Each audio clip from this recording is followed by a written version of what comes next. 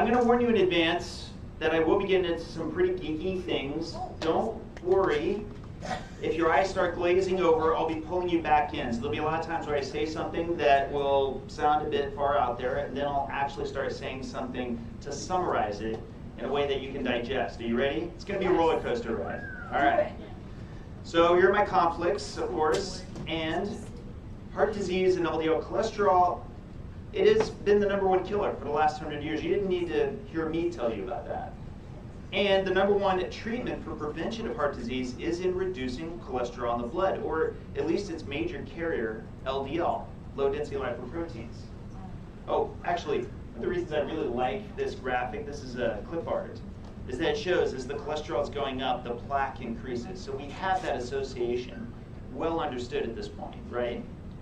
What didn't matter to me until it did, because I didn't care that much about my cholesterol. My cholesterol was pretty average my whole life until I went on a low-carb diet. How many people have seen their cholesterol go up on a low-carb diet? Yeah, so pretty much most of the room. My cholesterol skyrocketed, and from then on I became obsessed with understanding what it meant. So this is not something I'm going to go through too much. Many of you already know who I am. Actually, before getting here, how many of you didn't know me or my work by chance? Show of hands. All right, so good. There's still a few people to introduce to. And be honest, show of hands, who has read our paper for the lipid energy model? Oh, I'm excited. There's slightly more hands each time. Yes, it is 19 pages. It does get a bit in depth, but it's really the culmination of my work on the lipid energy model up until this point. And that's because this has always been about two major questions. The first, us geeks love, like myself, which is why? Why does LDL rise for some of us on low carb? But at the end of the day, the second one is probably of greater interest, which is, will this increase result in greater overall risk for heart disease? And as many of you know, I'm now conducting a study out of UCLA with lean mass hyperresponders, which we'll get a chance to talk about a bit more in a bit. So the existing medical understanding is yes, it will. Your higher LDL will result in greater atherosclerosis. LDL particles are the central driver for it. Now, I'm curious, how many of you guys have seen this graphic? Show of hands. Yeah. So more people, by the way, than have read my paper, just for the record. So let's talk about this. Let's talk about what the conventional overview of how LDL causes cardiovascular disease works. And I'm going to go step by step. So first, there's LDL invasion. Sometimes it's talked about as crashing into the endothelium, these particles just coming through the cell wall, right? And then there's modification. Once inside the arterial wall, LDL particles can undergo various modifications, such as oxidation, aggregation, retention. Then there's recruitment of immune cells. The presence of modified LDL triggers the immune response, starts signaling, leading to the recruitment of white blood cells, particularly monocytes, into the arterial wall. And these monocytes then transform into macrophages. By the way, macrophage, which is the other star of this presentation, macro means big, phage means eat. Have you guys ever heard of autophagy? Autophagy, right? Yeah. That's auto is self, phage is eating. We're going to be talking about that too. Then you've got foam cell formation. Macrophages engulf modified LDL particles, leading to the formation of foam cells. And then there's plaque formation. Over time, the accumulation of foam cells, smooth muscle cells, extracellular matrix, and other cellular debris form a plaque. I just went ahead and put a giant circle because it's really just a giant mess of many things. But in particular, the two things that we're focusing on a lot is sterol and macrophages. Those are a very large portion of foam cells and, for that matter, plaques. So now let's simplify. Chain of events for mild atherosclerosis. We've got LDL invades the arterial wall. LDL gets modified. Modified LDL induces inflammatory response, and macrophages takes up these modified LDL to form foam cells. And this is a lifelong progression. You've probably seen graphics like this many times before, right? Basically, this process is understood to be progressive until LDL particles are taken down to very low thresholds. And then possibly, some speculate that we may even at population levels be able to see regression if taken down to a low enough level. But bottom line is, LDL particles, even at just the average level that I was at before going on a keto diet, would have, by conventional expectations, led to pronounced atherosclerosis over time. So, this graphic that I was just showing you from before, it's from the EAS consensus paper on risk, which was released in 2017. And what I was excited for was I knew that there was another paper in the works that was a companion paper to this by the same group. And it finally got released in 2020. It's on mechanisms. And this paragraph was one of the first paragraphs I really zoomed in on it. It says a considerable body of evidence in recent years has challenged the concept that movement of LDL occurs by passive filtration across a compromised endothelium of high permeability. So that whole smashing through, right, that whole like getting squished through, things along those lines, that was getting challenged in that studies have demonstrated LDL transcytosis occurs through a vascular pathway, including caveolae. And that was a moment when I'm reading this paper, and I was on a plane, and I'll just go ahead and use a meme to illustrate. I did this. Except without the cigarette in the ear. Now, I don't want to be that guy, but I have been talking about this for a long time as I was getting into the mechanisms.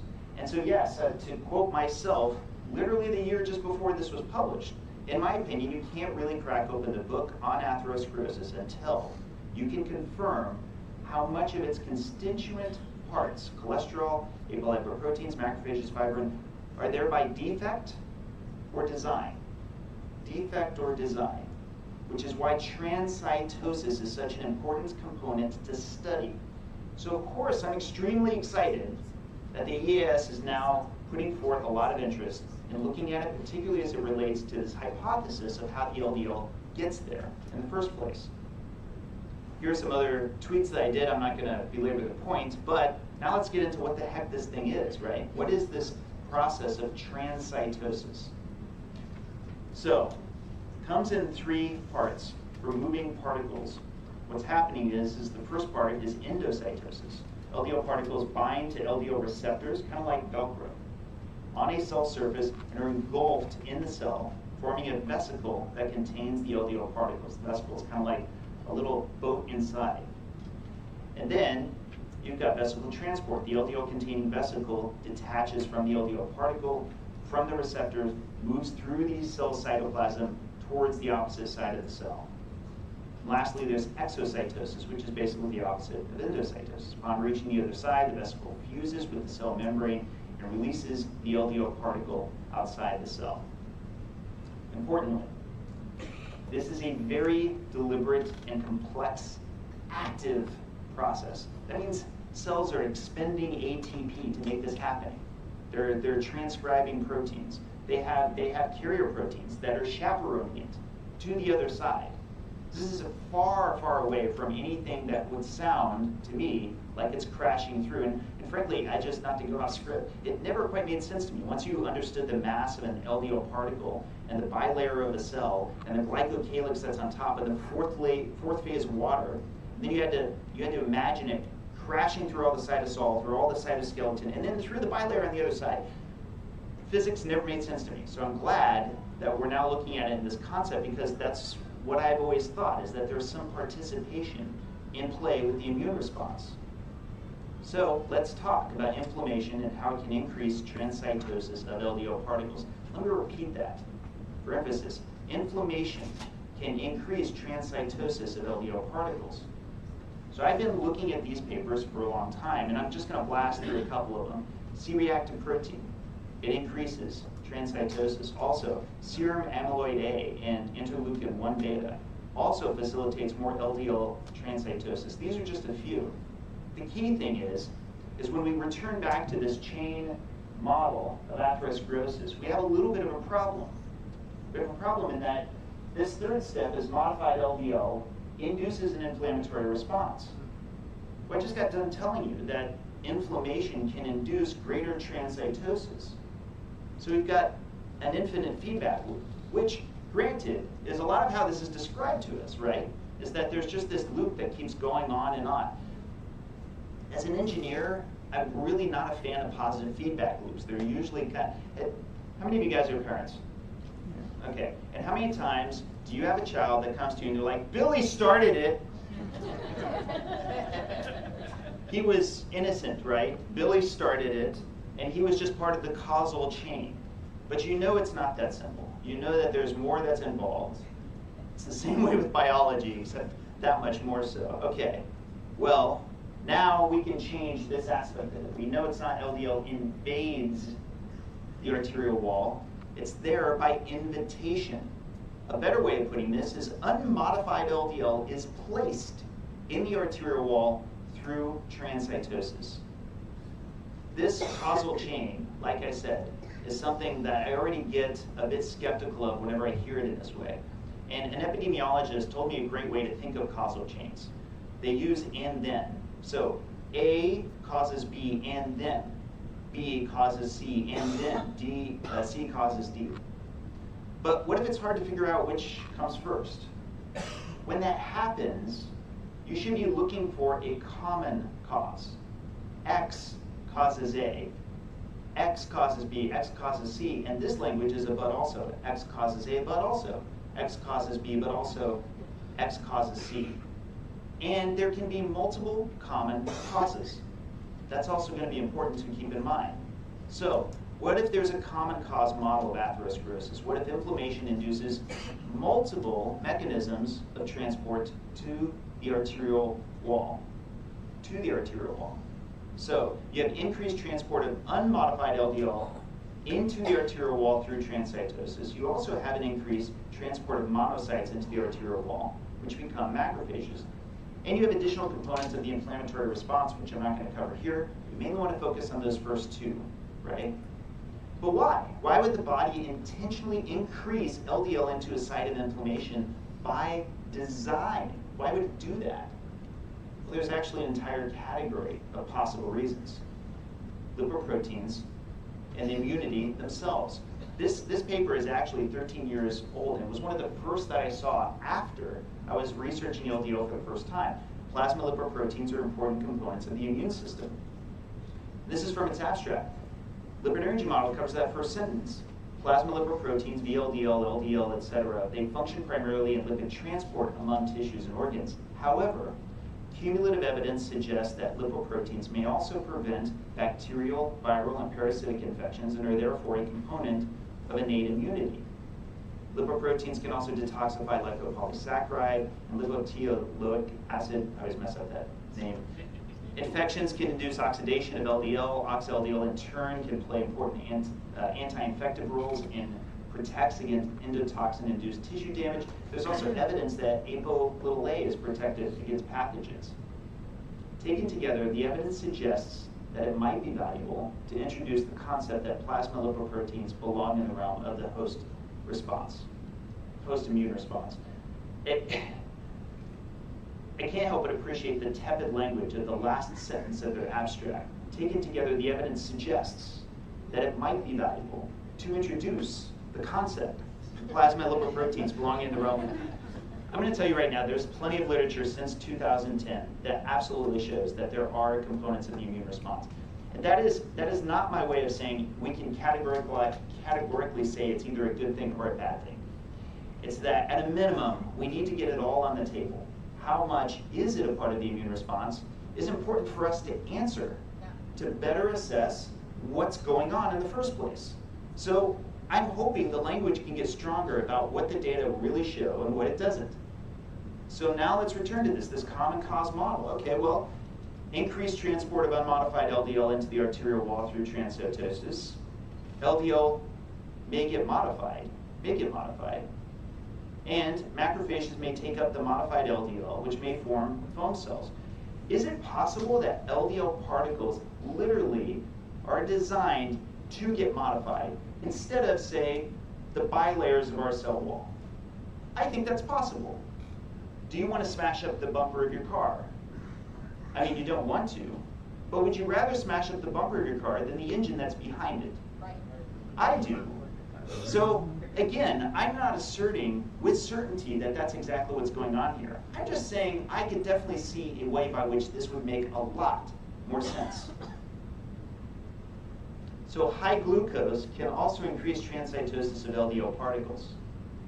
That I did not know about. That one did actually surprise me quite a bit. And this is from the same paper I was showing before, the 2020 EAS paper. Because here I am, I'm going through all these inflammasomes, many of these papers I've read. I'm not going to bore you with all the names. But the last word here is hyperglycemia. Or by hyperglycemia. I had to immediately jump to what this paper was. This citation 46 led me to this paper, which is, sorry, it's going to get geeky again, Cabin 1, LC3B mediated autophagy regulates high glucose stimulated LDL transcytosis. I reread that like 5 times. High glucose stimulated LDL transcytosis. Okay, so I go into this, and sure enough, here's a paragraph that I'm going to translate for you, but I'm going to first read the paragraph. Macroautophagy is characterized by the formation of double membrane vesicles called autophagosomes, which engulf cytoplasmic structures in fusion with lysosome for destruction. Basal autophagy helps cells to remove aged or damaged organelles and is critical for cellular homeostasis. So, in other words, these autophagosomes are containers used to break apart components of larger structures for reuse by the cell. Imagine you've got a bunch of mess around in your house. You get bags. The bags are the autophagosomes. You're actually constructing it around where the thing is that you need to throw out. And then you merge them with lysosomes. Those who know their cell biology, lysosomes are kind of like the stomachs of the cell. And you actually merge them together and you get those proteases in there and they disintegrate what's inside, right? Now what's fascinating about this paper is it's showing, I was showing you the left side, now it's showing the right side, and notice on the left side you've got normal glucose, and on the right side you've got high glucose. Well, you've got more successful autophagy on the left side with these autophagosomes. You've actually got suppressed autophagy. This mechanism that they were investigating, this actually suppressed autophagy alongside the lower transcytosis on the left and the higher transcytosis being induced by the higher glucose levels. That I found pretty fascinating. So this brought additional considerations. We previously published on increased glucose levels modestly in a prior paper that we wrote to reduce LDL cholesterol in lean mass hyperresponders, which we'll also talk about in a moment. But is it possible some amount of this lowering is due to high glucose-induced transcytosis of LDL particles? In other words, if you have high LDL and you added back a little bit of glucose in order to reduce it, the current version of the lipid energy model would posit that the reason for that is because of higher hepatic glycogen stores. And I'm probably losing a bunch of you guys right now. Bear with me. I'm acknowledging here and openly this may be a mechanism that we could have missed and that I may have found now, but that frankly I hope is not the case. I hope it's not that you're getting lower LDL out of your bloodstream because through a hyperglycemic response, you're pulling them more into the subendothelial space, not because we can be so sure that the LDL is problematic in that fashion. It's because it may actually be an expectation for the structural use of it. And that has implications for further research design, which is what I'm kind of giving you a hint to now. Because my research partners will probably be annoyed that I just shared this with the whole audience. But it is something kind of exciting. It might be actually a way in which, for example, the carbohydrate insulin model might have some connection with the lipid energy model and so forth. So we'll see. But here's where it gets a little more saucy, I guess you could say, which is this third bullet. If the lipid hypothesis were correct as described to us by conventional medicine currently, and 2, hyperglycemia is of concern, would a low-carb diet be of greater preference for prevention given reduced LDL transcytosis? It's plausible. I don't know that I'm going to stake my hat on it, but kind of mixed metaphors there, but Bottom line is, if you do believe in the lipid hypothesis as stated, if you're saying, hey, I want to add more glucose so that I can get lower LDL, you may want to bear in mind that we literally have demonstrable mechanisms by which this is occurring in this fashion. All right, so now let's talk about dysfunctional lipid metabolism and why it matters. When I announced the study, the lean mass hyperresponder study 2 years ago, I brought forward the work of Drs. Brown and Goldstein, which is seminal work, and why it was that the children born with this genetic disease called homozygous familial hypercholesterolemia, it's a disease that results in both high LDL and very rapidly advancing atherosclerosis. So unfortunately, they were looking at a little girl. It's a heartbreaking story. Her total cholesterol was 850. Her LDL cholesterol was 783, and she had an angina and xanthomas by age 3. She had her first heart attack at age 6. And you can understand why this would be extremely compelling data for Brown and Goldstein, and to this day, that same graph that I showed you from before with the EAS, the furthest to the right, the furthest to the top, you can see FH. FH because absolutely, we should be concerned if it's possible, and it could be possible, that high LDL will result in higher atherosclerosis, which is why I wanted to get this lean mass hyperresponder study in place as soon as possible. As Dr. Goldstein said, this little girl had only an elevated LDL. She had no high blood pressure, she had no diabetes, she didn't smoke, she didn't have type A personality. Her only risk factor for having a heart attack at age 6 was this high level of LDL. So it's one of the best examples of a disease where we really know the cause. The cause of the disease in this little girl is an increased level of her LDL. Now, that's why I want to bring around to you some of the more recent science that shows that the macrophages of genetically characterized familial hypercholesterolemia patients show upregulation of LDL receptor-related proteins. LDL receptor-related proteins are because there are more than just the LDL receptor that Brown and Goldstein found. We found that there's a whole family of them. And what this paper jumps into, and it gets extremely technical. In fact, I'm not even going to talk through these graphs. I'm just going to tell you, coming toward the end, that basically what's happening is you've got folks who have cultured macrophages who were born with this disease of hypercholesterolemia due to a dysfunction in lipid metabolism. Their macrophages are physically different. And that's very important because dysfunctional lipid metabolism doesn't just affect clearance of LDL from the bloodstream by the liver. It can affect every nucleated cell in the body, particularly immune cells like macrophages. This is especially relevant when it comes to the cells that line our vessel walls, because endothelial cells, those same cells they're moving through, are always in a dynamic process of being damaged and resisting damage, being repaired. So our vessels, they're getting damaged all the time. They're having to get recycled. They're having to get maintenance constantly. And unfortunately, if you're born with a disease where you have poor lipid metabolism, it's not whether you're just leaving LDL particles in the bloodstream.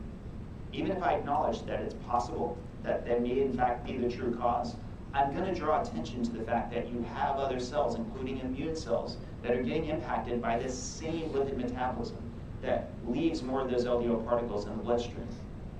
So, yes, is the inflammatory response the underlying problem, or is it more often a lack of capability to achieve its goals? How many of you guys have seen this graphic over here for the lean mass hyperresponders? Ah, okay, good show of hands. So basically, this is what happened to me on my personal journey. In 2017, I wrote this article very early on, long before publishing the lipid energy model. And I noticed there were a number of people who had this triad, not just high LDL, but high HDL cholesterol and low triglycerides. And they had the most extreme versions of this triad.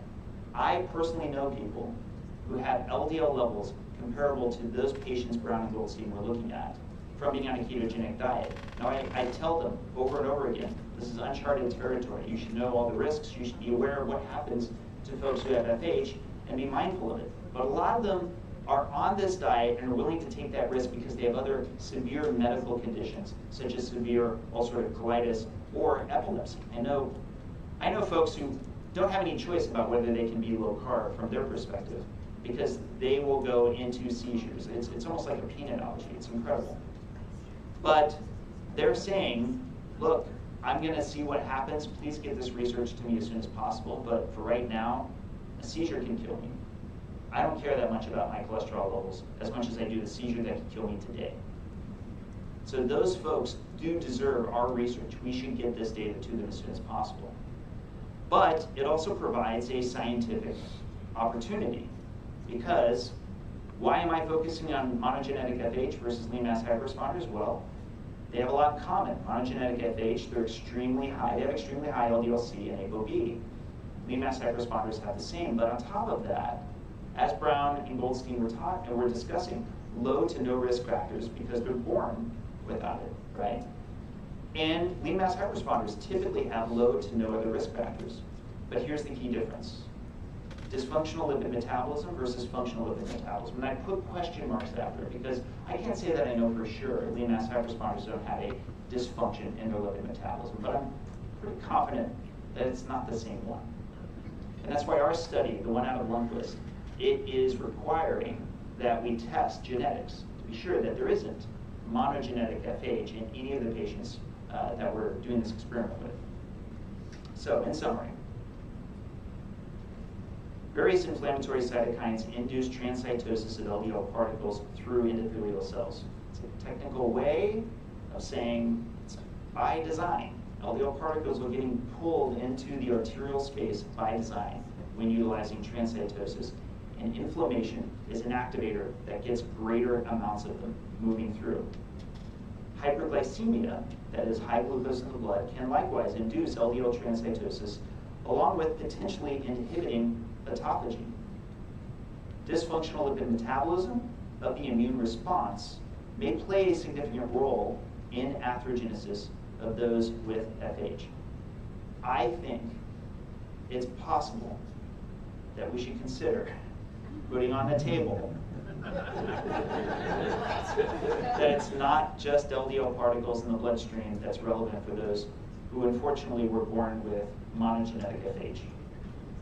And last, our lean mass hyperresponder study, which is currently underway, may help to provide key insights on these distinctions. So, special thanks to everyone here. That's my talk. Thank you so much.